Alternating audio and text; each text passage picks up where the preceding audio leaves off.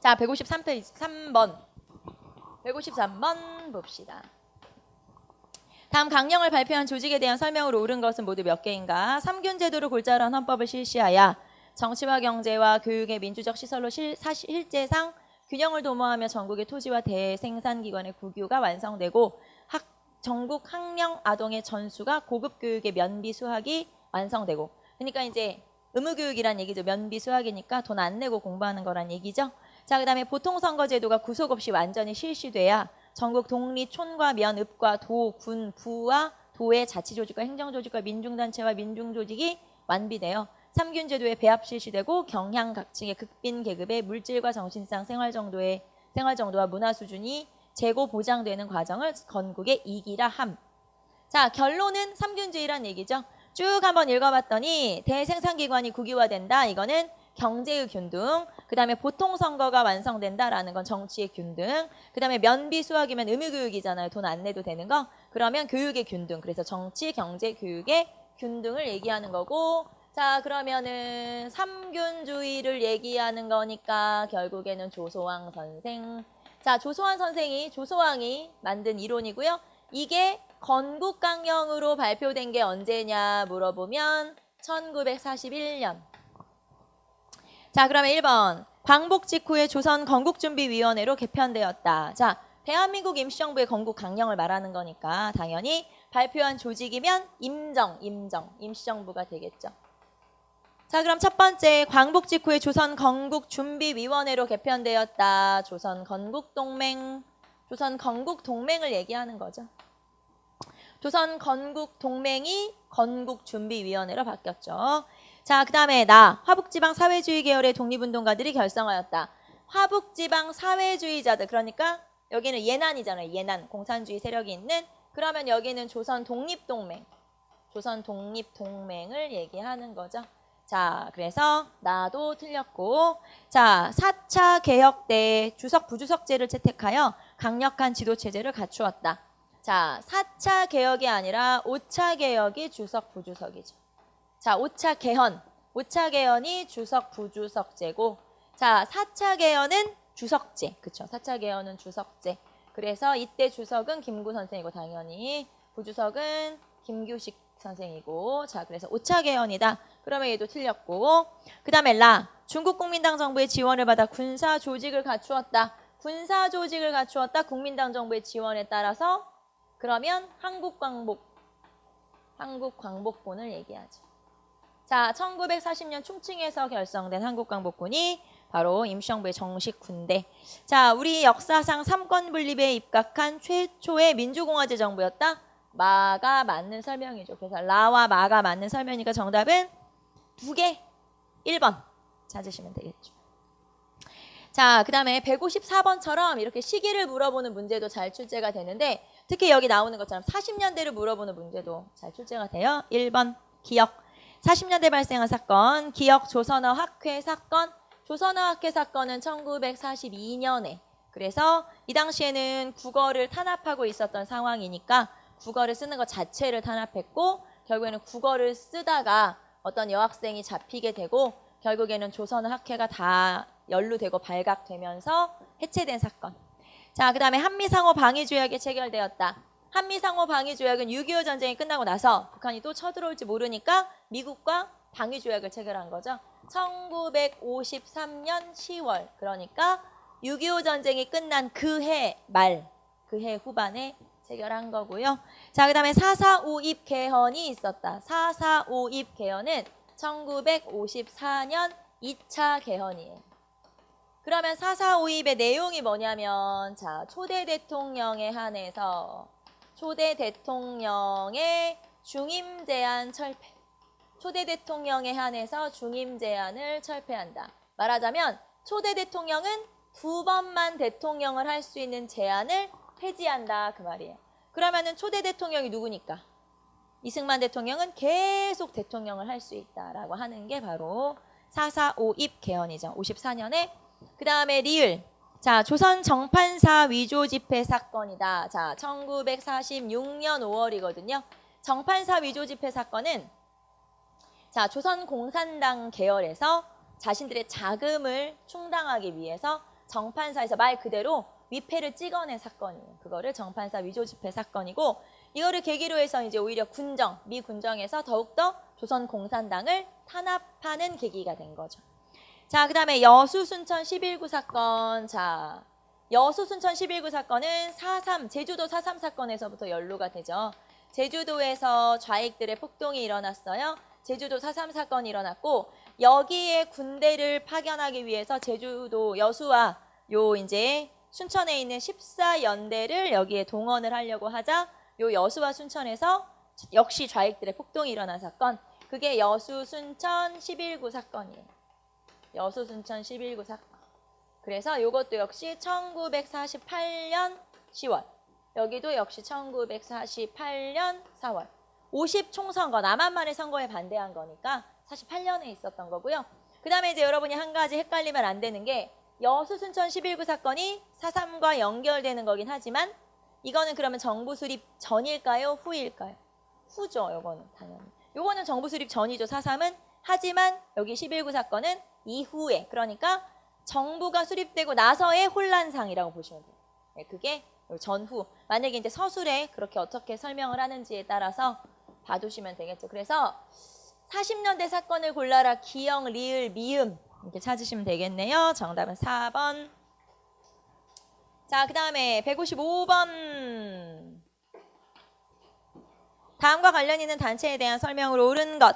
5인은 대한독립 광복을 위하여 5인의 생명을 희생에 임하자면 물론 5인이 일생의 목적을 달성치 못하는 시는 자자손손이 계승하여 수적 일본을 온전 구축하고 국권을 광복하기까지 절대 불변하고 일심육력할 것을 천지신명께 고함. 자, 여기서 5인은 나는 뭐 이런 뜻이에요. 그냥 한자로 하면. 자, 그러면 지금 뭘 맹세하냐면 대한독립 광복을 위해서 노력하고 희생하고 목적을 달성하지 못할 때는 자자손손이 계속 노력해서 광복이 될 때까지 기여하겠다. 이런 뜻이겠죠. 자, 그러면 이제 어떤 독립단체의 지금 선언문이에요. 이거는 대한광복회의 결의문이죠. 대한광복회의 결의문을 얘기하는 거예요. 자, 그러면 대한광복회는 1915년 경상도 지역에서 만들어진 단체로서 박상진, 최기중, 김좌진 이런 사람들이 활동했던 단체고요. 자, 1910년대 국내에서 만들어진 비밀결사 조직 중에서 가장 활동이 활발했던 단체가 바로 대한광복회라고 하는 단체고, 자, 이거와 늘 비교되는 단체가 하나 있죠. 독립의군부. 네, 그게 이제 얘랑 비교되는 단체고요. 자, 그래서 대한광복회라는 단체고, 이 단체는 경상도 지역의 풍기광복단과 조선국권회복단이 합쳐져서 만든 단체가 대한광복회라고 하는 단체고요. 자, 그러면 대한광복회에 대한 설명으로 옳은 것 1번. 서일을 단장으로 만주에서 조직한 항일 무장단체이다. 자, 여러분 서일 나오면 우리가 알고 있는 대한독립군단 말고도 중강단도 있다고 얘기했죠, 지난번에. 그래서 서일. 자, 그리고 서일은 대종교 인사라고 얘기했어요. 그래서 대종교와 관련된 그런 단체에, 자, 일단 중강단. 그 다음에 중강단 말고 대한독립군단. 자, 그래서 간도에 있었던 중강단과 북만주 지역에 있었던 대한독립군단이라고 하는 게 있죠. 서일. 자, 그 다음에 하와이에서 조직된 대조선 국민군단이 있었다. 자, 대조선 국민군단의 국내 조직이다. 자, 우리가 하와이에서 아까 박용만이 만들었던 대조선 국민군단이라고 하는 게 있었고, 거의 이제 이런 미국에서 만들어진 단체가 있으면 그거를 국내로 가지고 들어와서 국내에 조직한 단체들이 있어요. 그래서 여기에서는 1915년 조선국민회라는 단체가 있어요. 여기가 국민군단이니까. 그래서 조선국민회. 조선국민회라고 하는 단체가 있다. 평양 숭실학교 학생 중심의 단체가 조선국민회. 지금은 숭실학교가 아니라 숭실대학교? 숭실대학교가 지금은 서울에 있지만, 이제 서울 그 근처에 있지만, 이때는 평양에 있었어. 숭실학교가. 그리고 전에 오산학교 얘기도 제가 해주지 않았나요? 오산학교가 원래는 어디 있었냐면, 이승훈이 만든 신민회와 관련해서 정주라는 이제 평안도에 있었거든요. 그런데 그 정주에 있었던 학교가 6.25 전쟁이 일어나면서 피난을 왔어요. 그래가지고 학교를 세웠네? 오산고등학교. 서울에 우산고등학교가 있거든요. 그래서 우산고등학교가 다코 계열이고 우리가 알고 있는 학교 중에서 이렇게 우리가 이름 들어본 학교, 독립운동에 참여했던 학교 그리고 그 이전에 막 일제시대 때 세워진 학교들이 되게 많아요. 사실은. 그래서 숭실학교 학생들을 중심으로 만들어진 조선국민회라는 단체가 있었고 자 임병찬이 고종의 밀지를 받아 의병장과 유생을 모아 조직한 단체 우리 좀 전에 얘기했던 독립의군부 1912년 자 그 다음에 의병계열과 애국개몽운동 계열의 인사들이 통합하여 만든 단체다. 네 정답은 4번인데 여러분이 또 의병이면 독립의군부인데 라고 생각할 수도 있다. 하지만 이 당시에 무장을 하고 있었고 뭔가 이렇게 전투를 해야 되겠다고 생각한 사람들은 거의 다 군인 계열, 의병 계열이잖아요. 거의 다. 그래서 여기서 이제 의병이라고 표현했지만 의병 중에서도 좀 개화된 의병들이 있잖아요. 그런 사람들 중심으로 만들어졌다는 얘기예요. 그래서 꼭 의병이 나오면 독립의군부야. 이렇게 생각하시면 안 된다. 알겠죠? 그래서 정답은 4번 찾으시면 되겠죠. 자, 156. 다음 어느 단체 공약 중의 일부이다. 이 단체에 대한 설명으로 적절한 것은 156번. 자, 천하의 정의의 사를 맹렬히 실행하기로 함. 조선의 독립과 세계의 평등을 위하여 신명을 희생하기로 함. 충의의 기백과 희생의 정신이 확고한 자라야 단원이 된다. 뭐 조직인가 봐? 단원이 되는 거 보니까 1, 2, 9를 위하여 9가 1을 위하여 헌신함. 단위를 배반한 자는 척살한다. 자 그러면 여기에선 이게 지금 공약 10조를 얘기하는 거거든요. 자 그러면 공약 10조가 있었던 단체가 뭐니? 의열단이죠. 그래서 의열단의 공약 10조가 있었다. 의열단의 공약 10조. 의열단의 공약 10조가 이런 식으로 이제 말하자면 이제 단원 선서 같은 거죠. 그런 게 이제 공약 10조가 있었고요. 자, 그래서 공약 10조에서는 1이 9를 위해서, 9가 1을 위해서 희생한다. 이런 표현들은 이제 여기 나오는 표현들이니까 이런 거 나오면 의열단이구나. 이렇게 생각하시면 돼요. 자, 그러면은 의열단 1번. 대한광복군단을 조직하여 자유시로 이동하였다. 자, 그래서 자유시에서 피해를 보고 나오죠. 그 사건이 자유시 참변. 그렇죠. 이런 걸 자유시 참변이라고 하겠죠. 1921년에 있었던 자유시 참변. 두 번째, 신안촌에서 대한광복군 정부를 수립하였다. 신안촌? 대한광복군 정부? 자, 요거는 이제 연해주. 신안촌이면 연해주죠. 그래서 이 대한광복군 정부는 권업회의 군정부. 기억나요, 여러분? 권업회라고 하는 연해주에 있었던 단체가 있었어요. 이 단체에서 군정부, 그러니까 군대이면서 정부이면서 이런 걸 만들었는데 그게 대한광복군 정부. 자, 그리고 이 대한광복군 정부는 정통령과 부통령이 있었죠. 정부니까. 그래서 정통령, 대통령이죠. 정통령을 이상설. 그 다음에 부통령을 이동희. 그래서 이상설과 이동희를 정통령과 부통령으로 하는 정부 형태의 조직이 만들어졌다. 그게 대한광복군 정부라고 하는 거고 자, 그 다음에 연해주에 있었다고 했고요.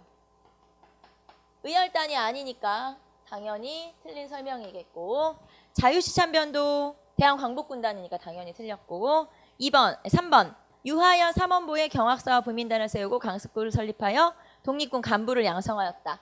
자 그러면 이거는 뭐 우리 아는 것처럼 신민회고 신민회에서 자 국외 독립운동 기지 건설한 거죠. 국외 독립운동 기지를 건설했는데 이게 어디냐. 자 이렇게 외국의 독립운동을 기지 건설한 게 두 군데라고 했죠. 하나는 남만주 삼원보. 남만주 삼원보 지역에 삼원보는 지역 이름이에요. 그 다음에 밀산부. 밀산부에 북만주 밀산부죠.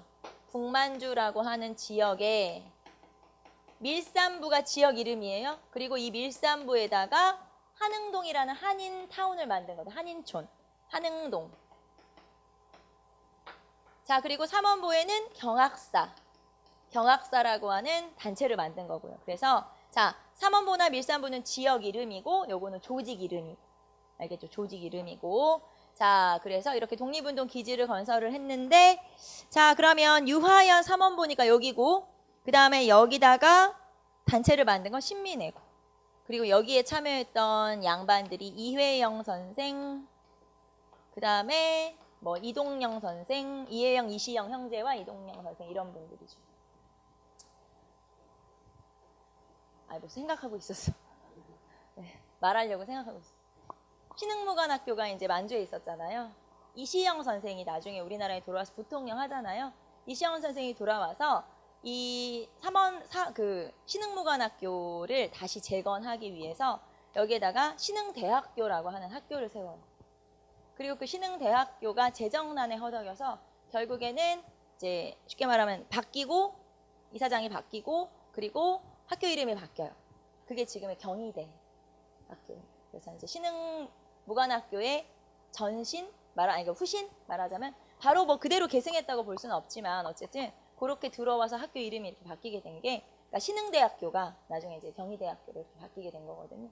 그런 것들도 있죠. 그러니까 제가 아까 이렇게 쭉 거슬러 가보면 재밌는 이름들이 많다라고 하는 게 그런 이제 역사를 따져보면 되게 재밌는 학교들이나 그런 역사들이 많이 남아 있어요.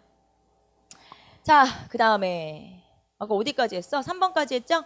4번 3.1운동 이후에 만주 길림에서 김원봉, 윤세주 등이 조직하였다. 네, 1919년에 만주 길림성에서 김원봉, 윤세주 등의 13인에 의해서 만들어진 단체가 의열단이고 이 13인은 끝까지 서로 배신하지 않고 쭉 같이 갔다고 해요. 그래서 정답은 3번. 우리 김원봉 선생. 얼마나 잘생겼는데. 나의 이상형이잖아요. 김원봉 선생.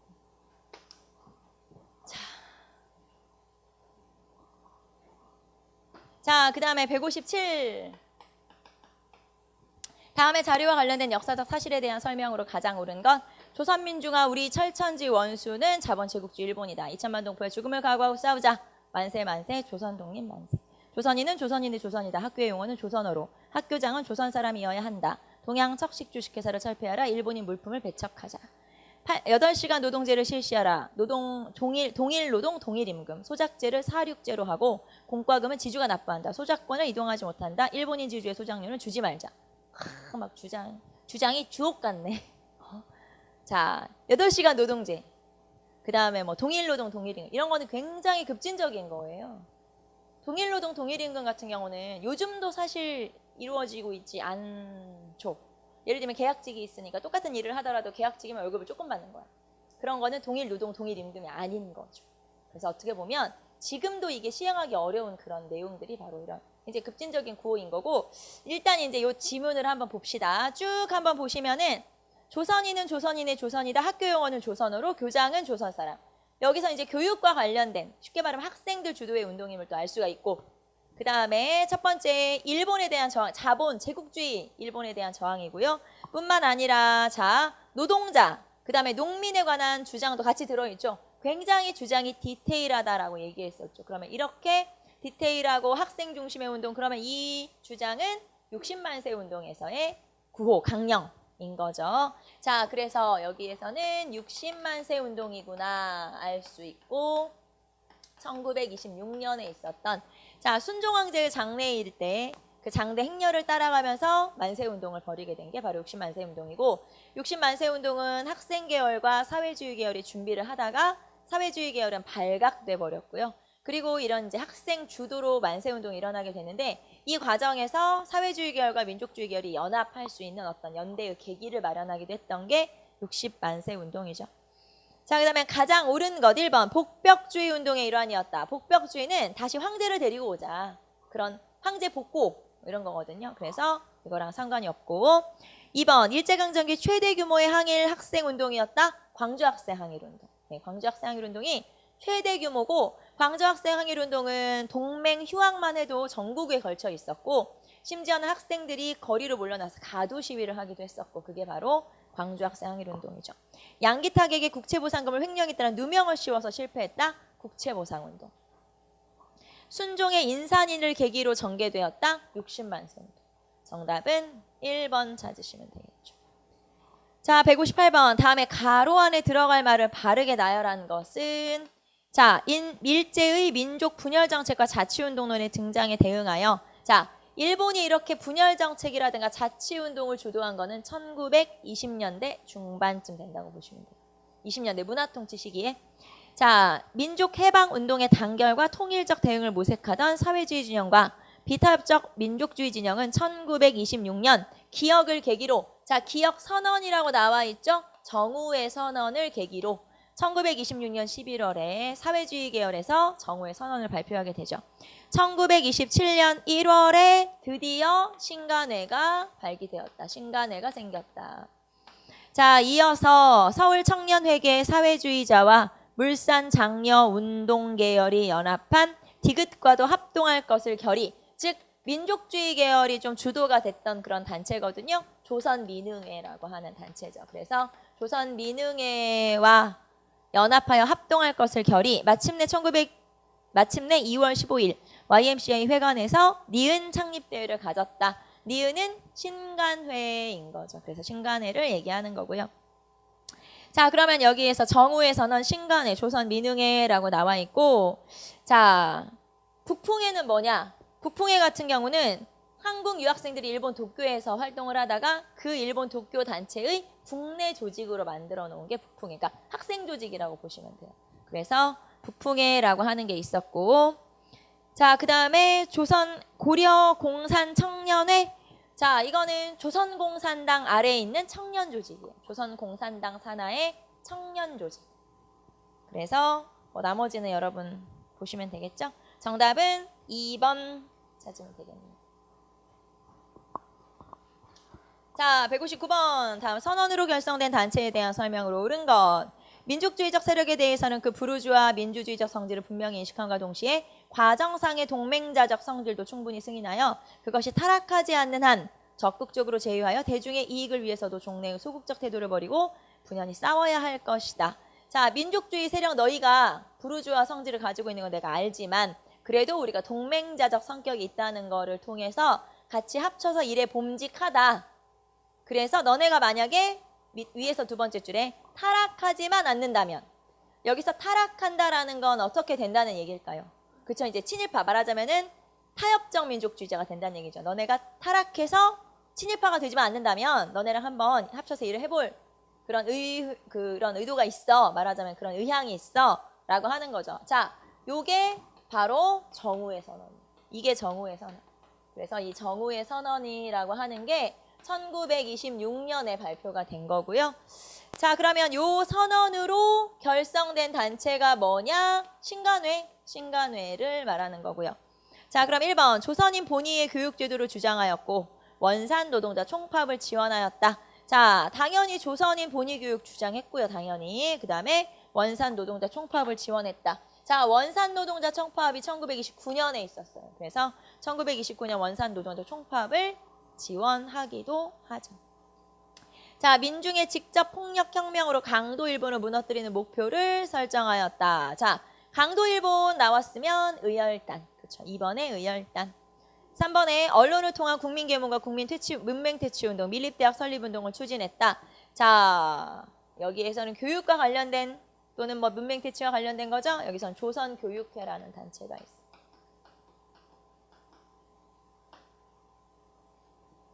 자, 여기서 지금 밀립대학 설립운동을 주도한 건 조선교육회예요. 제가 조선교육회라고 썼는데 문장을 보니까 밀립대학 설립운동을 주도했다 하면 조선교육회고 그 앞에 언론을 통한 국민계몽과 문맹퇴치운동을 주도했다. 이거는 그냥 민족주의 계열이라고 보시면 되겠죠. 두 개를 잘라서 무슨 말인지 알죠? 언론을 통한 문맹퇴치운동을 주도했다라고 하면 그냥 민족주의 계열. 그 다음에 밀립대학 설립운동을 주도했다 하면 조선교육회. 그래서 그렇게 나눠서 정리하시면 시기가 워낙 또 다르기 때문에 문맹퇴치운동은 30년대고 밀립대학 설립운동은 20년대 초반 22년이니까 시기가 좀 다르죠. 4번에 민족자본의 육성을 위해 자급자족 토산품 해운동을 주장하며 물산장려운동을 벌였다. 물산장려운동을 벌인 건 조선물산장려회인데 굳이 따지자면 자본가 계급이라고 볼 수 있고 민족주의 계열이라고 볼 수 있죠. 우리는 민족주의 계열이라고 알아두시면 되겠네요. 정답은 1번 찾아보시면 되겠죠. 자, 그 다음에 이제 문화 파트로 한번 갈까요? 160.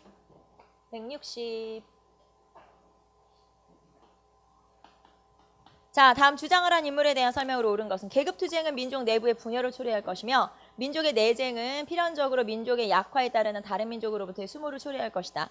계급투쟁의 길은 우리가 반드시 취해야 할 필요는 없고 민족 균등이 실현되는 날 그것은 자연 해소되는 문제다. 이 세계적 기운과 민족적 요청에서 민족사관을 충만한 것이며 민족사는 그 향로와 방법을 명백하게 과학적으로 지시하여야 할 것이다. 뭔 소리야?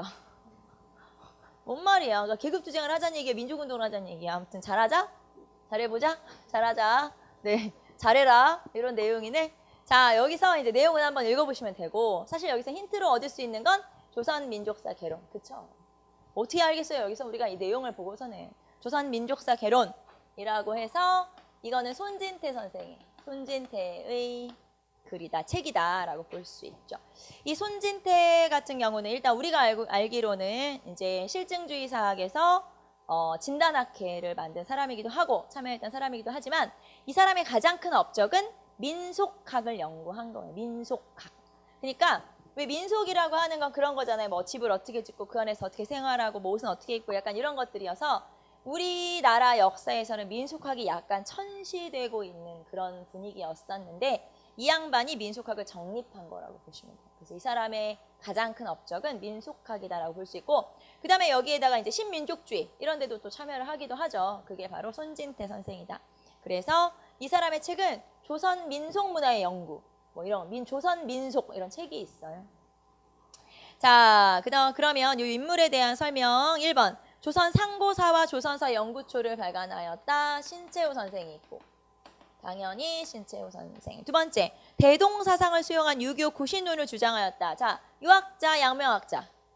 예, 아니 이 사람이 유학자냐고 양명학자냐고 물어본 게 이 사람이 누구냐고. 여러분 정신 차립시다 우리. 이 사람이 누구냐면 박은식 선생이죠.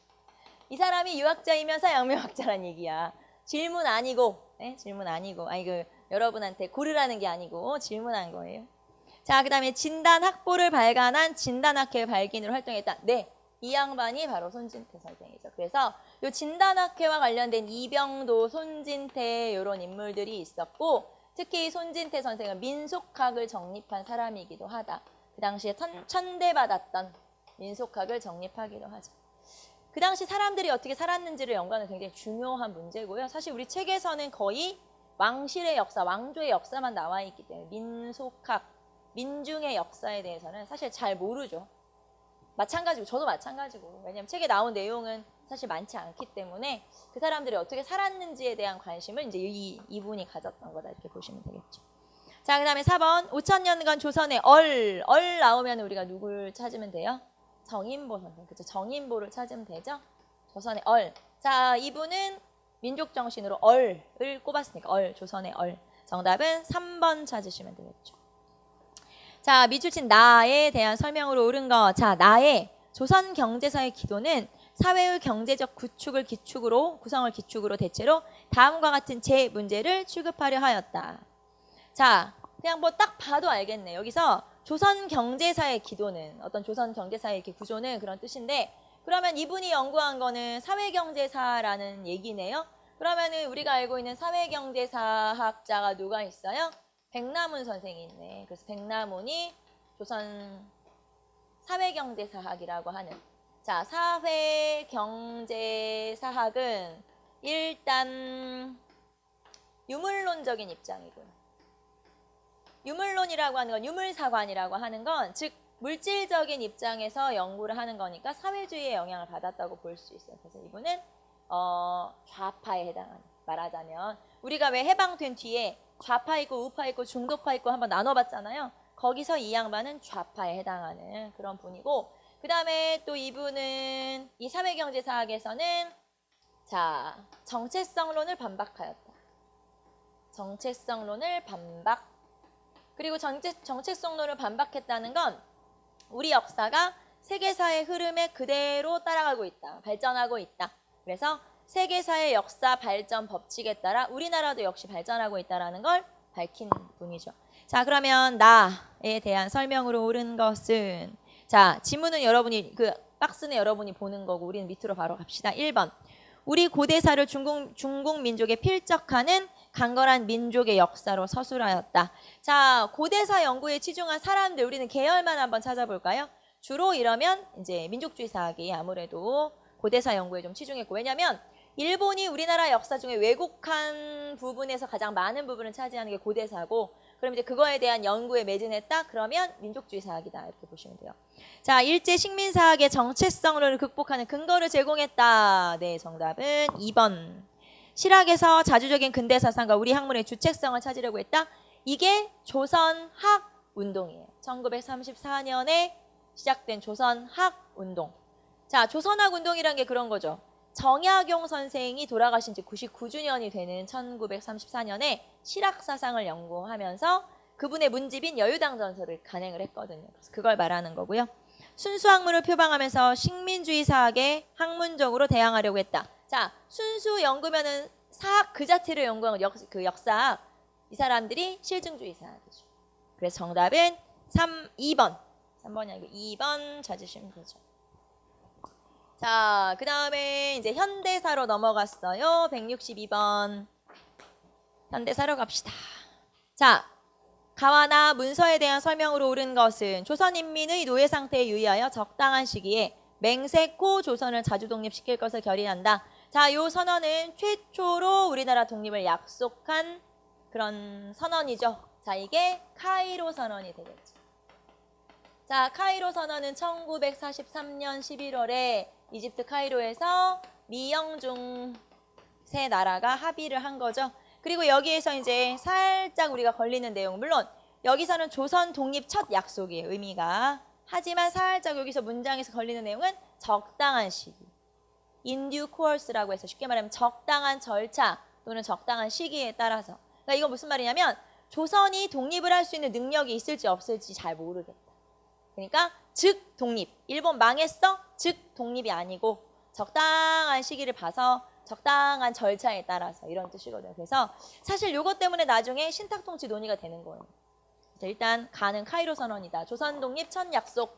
그 다음에 두 번째, 조선 임시정부의 구성을 원조할 목적으로 먼저 그 적절한 방안을 마련하기 위해서 남조선 합중국 관구와 북조선 조선 소련 관구의 대표자들로 공동위원회가 설치될 것이다. 자, 그럼 여기서 핵심은 뭐냐면 공동위원회. 자, 그러면 누구랑 모여서 회의하는데요. 미국이랑 소련이랑. 왜냐면 지금 현재 해방된 뒤에요. 남한과 북한에 지금 미국과 소련이 들어와 있죠. 분정을 실시하고 있는 두 나라의 대표들이 모여서 위원회를 구성해서 회의 좀 해. 어떤 단체를 뽑아서 정부를 수립할지. 자, 이거는 첫 번째 줄에 임시정부 구성이라고 되어 있고 그 다음에 두 번째 줄에 공동위원회라는 표현이 있으니까 미수공동위원회를 구성하라는 얘기구나. 그러면 모스크바 3국 외상회의구나. 그런 뜻이죠. 자, 모스크바 3국 외상회의. 모스크바 3상회의라고 쓸게요. 1945년 12월. 그리고 미영소. 그래서 미영소, 그 다음에 미영중. 자, 여기서 미국은 루즈벨트 대통령이고 처칠이고 장제스. 여러분 표정이 뭐라는 거니?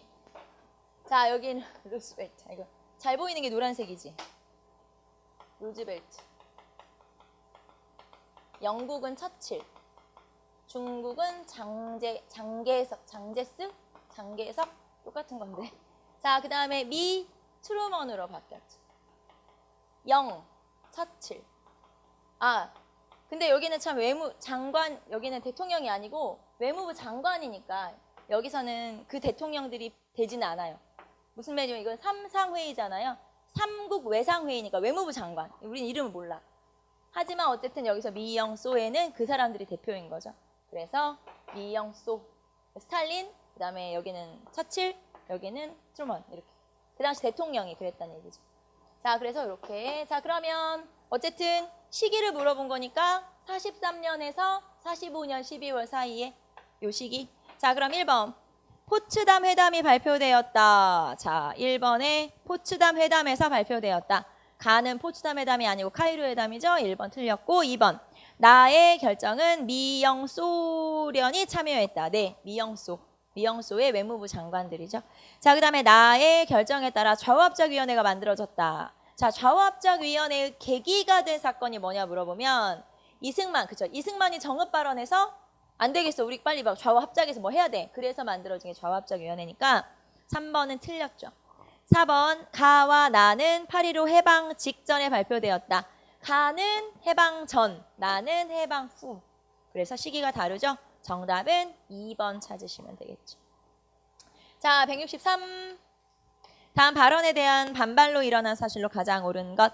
이제 우리는 무기 휴회된 공회가 재개될 기색도 보이지 않으며 통일정부를 고대하나 여의케 되지 않으니 우리는 남방만이라도 임시정부 혹은 위원회 같은 것을 조직하여 38도 이북에서 소련이 철퇴하도록 세계공론에 호소할 것이니 여러분도 결심하여야 될 것이다. 자, 이게 이승만의 정읍 발언이네. 바로 나왔네. 썩을. 자, 이승만의 정읍 발언 1946년 6월. 네. 1차 미소공동위원회가 결렬되고 나서 그 다음에 이승만의 정읍 발언이 있었고요. 자, 이게 계기가 돼서 일어난 게 아까 뭐라고 했죠? 그쵸. 좌우합작위원회. 그래서 이렇게. 자, 그러면 이거에 대한 반발로 일어난 거 금방 나왔네. 좌우합작운동. 자, 좌우합작운동은 1946년 7월부터. 그리고 여기에서 7원칙이 발표되죠. 그래서 좌우합작 7원칙은 1946년 10월. 좌우합작 7원칙은 1946년 10월이에요. 그래서 운동이 시작된 거랑 7원칙이 다르니까 여러분 이제 7원칙으로 알아두시는 게 더 많이 나오기는 하는데 어쨌든 이렇게 계기가 된 거다. 바로 다음 달에 생긴 거잖아요. 계기가 된 거다 알아두시면 되고요. 자, 그러면 뭐 답은 나왔으니까. 자, 1번 반민족행위 특별조사위원회. 자, 이거는 연도만 한번 체크해 볼게요. 반민족행위 특별조사위원회가 만들어진 건 해방되자마자 바로. 그러면 해방되고 정부가 수립되자마자죠. 정부 수립이 48년 8월 15일이고 법이 만들어진 건 48년 9월이에요. 자, 반민족행위 특별조사위원회가 구성된 건 1948년 9월에 이제 반민특위 법이 통과가 되고, 자, 그다음에 신탁통치 반대운동. 신탁통치 반대운동은 모스크바 3국 외상회의 그 다음에 바로. 그러니까 1945년 12월 이후죠. 12월에 모스크바 3국 외상회의 이후니까. 정확히 뭐 몇 월부터 몇 월까지라고 볼 수는 없지만 어쨌든 그래서 모스크바 3상회의 직후에. 자, 그 다음에 좌우합작운동은 우리 금방 46년 7월에. 그 다음에 6.25 전쟁. 너무 우리를 무시하는 거 아니야. 50년이죠. 뭐 정답은 3번. 자, 그 다음에 64번. 다음 사료들을 시기순으로 나열한 것은 길어. 1번 남북재정당 사회단체 연석회의는 자주적 민족적 통일조국을 재건하기 위하여 양조선의 단정을 반대하며 미소 양군의 철퇴를 요구하는 데 의견을 일치하였다. 자, 핵심은 첫 번째 줄에 남북재정당 사회단체 연석회의. 자, 사실은 되게 이름이 길지만 이거를 확 축소하면 남북협상이에요. 자, 그래서 남한만의 정부 수립이 결정이 되자 김구와 김규식이 남북협상을 제시하게 돼요. 먼저 김구하고 김규식이 제시한 거예요, 북한에. 그래서 이걸 받아들이죠. 김일성, 김두봉이 받아들여서 너네 둘만 오지 말고 단체들 딱 대표를 데리고 와서 회의 한번 하자. 그게 남북재정당 사회단체 연석회의고요. 1948년 4월이에요. 하지만 성과는 없었죠. 그 다음에 두 번째, 조선의 좌우합작은 민족 독립의 단계이요. 남북 통일의 관건인 점에 있어서 3천만 민족의 지상명령이며 국제민주화의 필연적 요청이었음에도 불구하고, 자, 첫 번째 줄에 나와 있네. 좌우합작 운동이죠. 좌우합작 운동은 우리 금방 연도 체크했죠? 46년 7월부터. 그 다음에 다 봅시다. 나는 통일된 조국을 건설하려다가 38선을 패고 쓰러질지언정 일신의 구차한 안위를 위하여 단독정부 세우는 데 협력하지 않겠다. 나는 내 생전에 38 이북에 가고 싶다. 자, 이거는 3천만 동포에게 읍고함. 말하자면 김구 선생의 글이고요. 자, 그러면 이게 먼저냐, 남북 협상이 먼저냐, 이게 이제 관건이에요.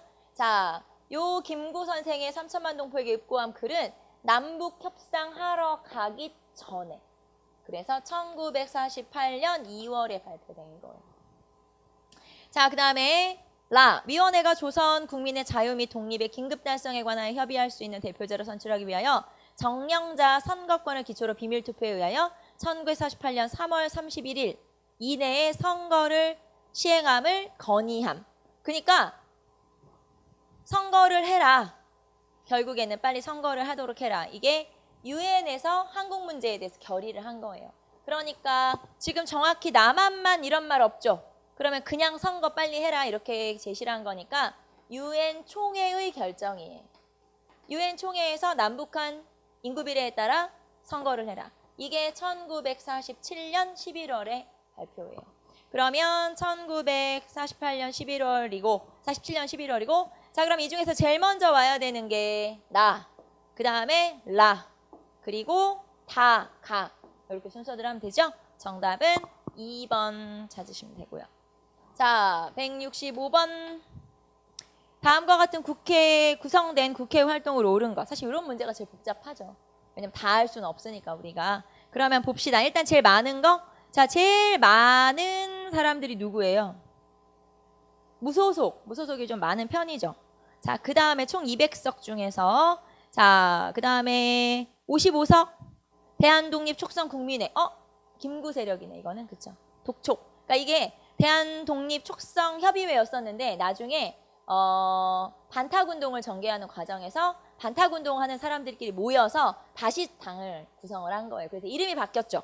김구의 그 이승만 제가 김구라고 했어요 지금. 이승만의 정당이 바뀌었죠. 대한독립촉성국민회 원래는 협의회였는데 바뀌었어요. 여기서는 이승만 계열. 한국민주당. 자, 이 사람들은 부르주아 계열 아니에요. 약간 자본가 계층. 어쨌든 이 사람들 우익. 그래서 한국민주당 계열에서 많이 당선됐고. 자, 그 다음에 사실 우리가 이것만 보면은 그럼 뭔지 모르겠어요. 하지만 밑에 뭐라고 써있냐. 제주도 2석은 1년 뒤에 선출. 제주도에서 투표를 못했대. 왜? 4.3 사건 때문에. 그쵸? 그러면은 이거는 남한만의 정부 수립을 처음 할 때 그거 말하는 거네요. 그러니까 재헌국회의원. 맞아요. 이게 1대 국회의원이에요. 말하자면. 그래서 재헌국회를 말하는 거구나.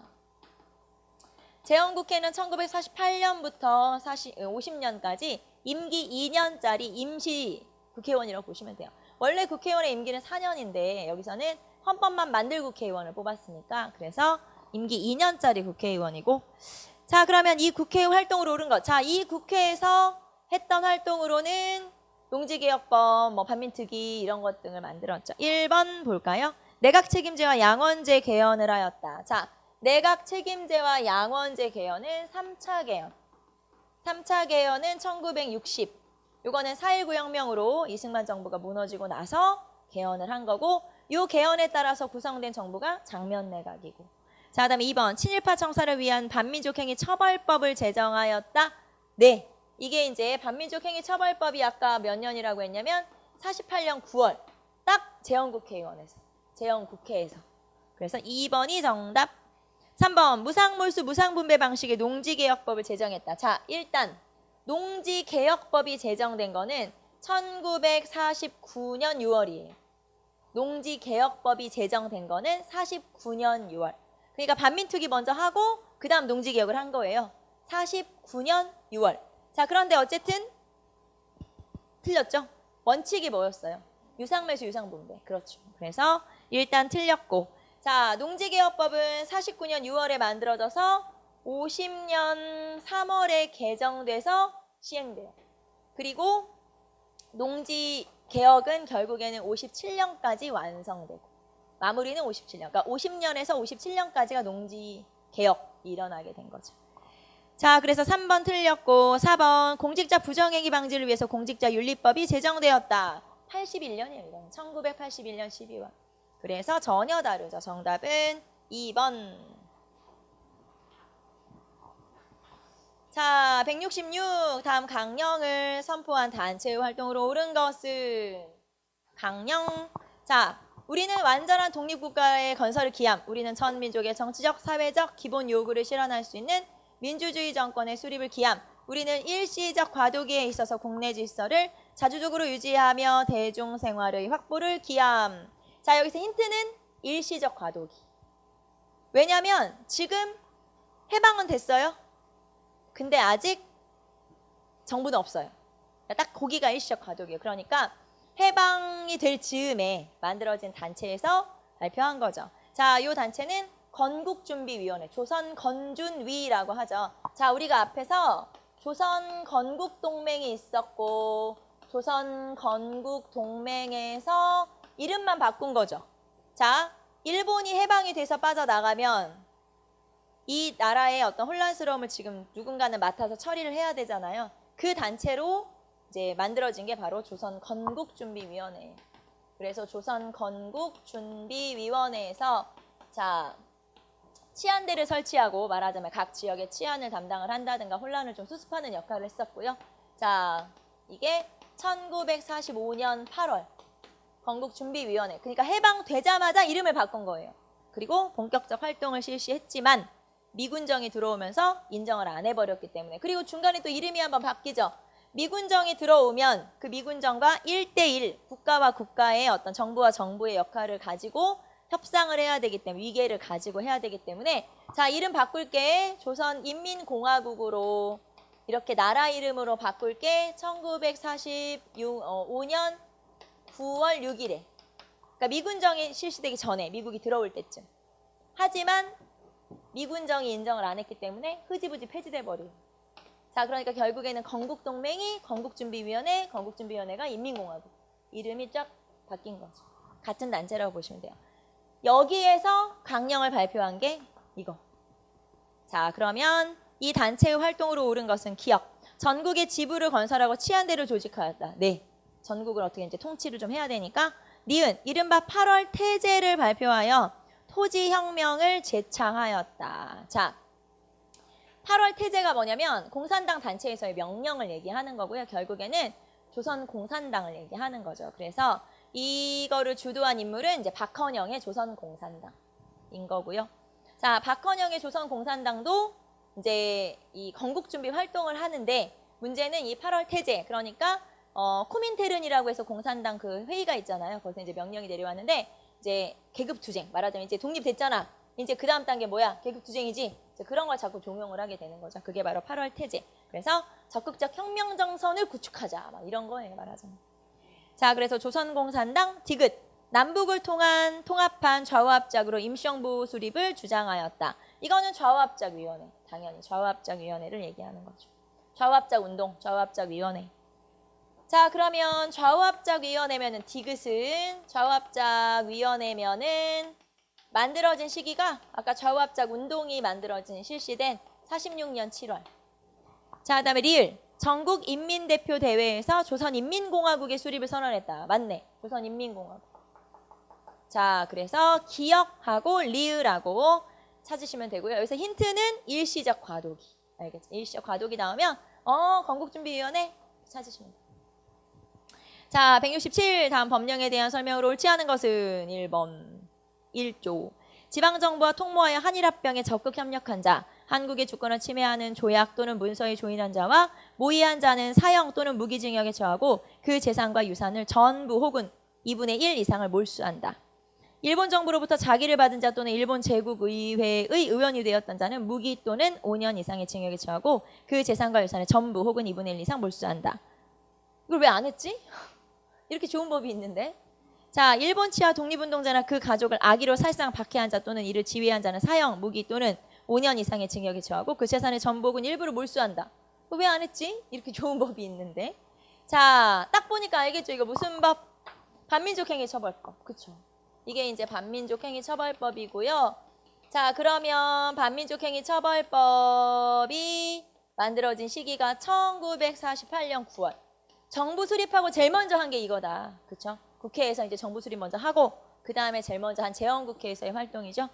자, 그러면 반민족행위 처벌법에 대해서 옳지 않은 것은 1번.